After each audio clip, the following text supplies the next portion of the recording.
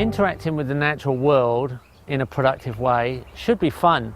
It shouldn't be something that's annoying, or it shouldn't be something where you're getting stressed and disturbed. But a lot of people do, especially over things like weeds. Weeds are just plant elements that fit into particular niches. In every square metre of soil, there can be up to 2,000 potential seeds that will germinate, given the right conditions. Now, those conditions vary.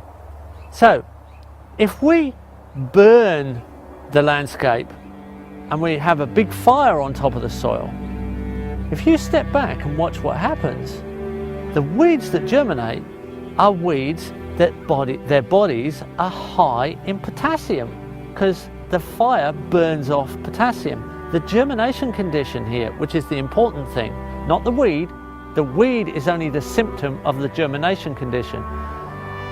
The weeds, the plants that come after fire, are harvesting potassium from a potassium deficient germination zone.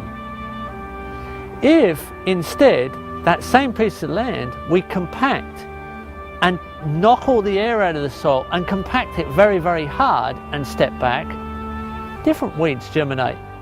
Now we get dandelions in lawns and deep tap-rooted plants as a common function of decompacting germination condition.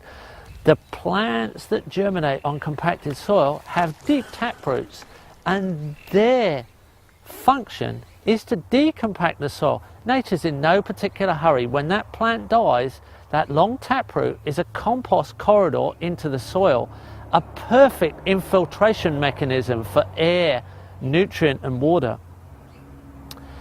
If we go the other way, and on that same piece of land, we plough and till and dig and loosen the soil and keep it loose for a while and then walk away and watch, we don't get fireweeds now that harvest potassium. We don't get deep tap-rooted decompactors. We get plants that have a very dense fine hair root that hold the soil together.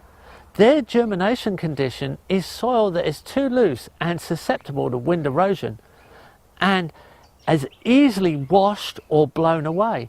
These are hairnet roots. If the soil has been overworked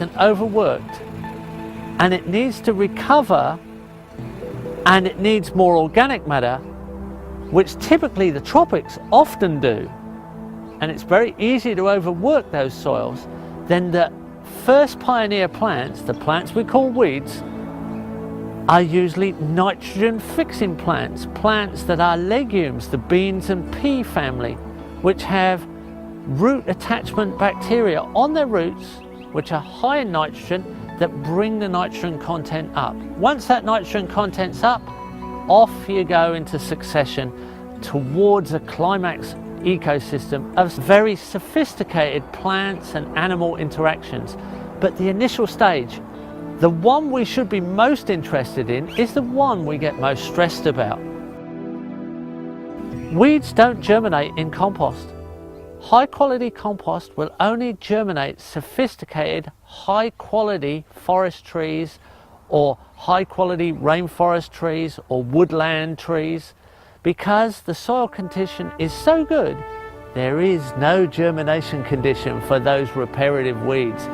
Let's make sure we are friendly to our weeds and learn the lessons they have to teach us about landscape repair.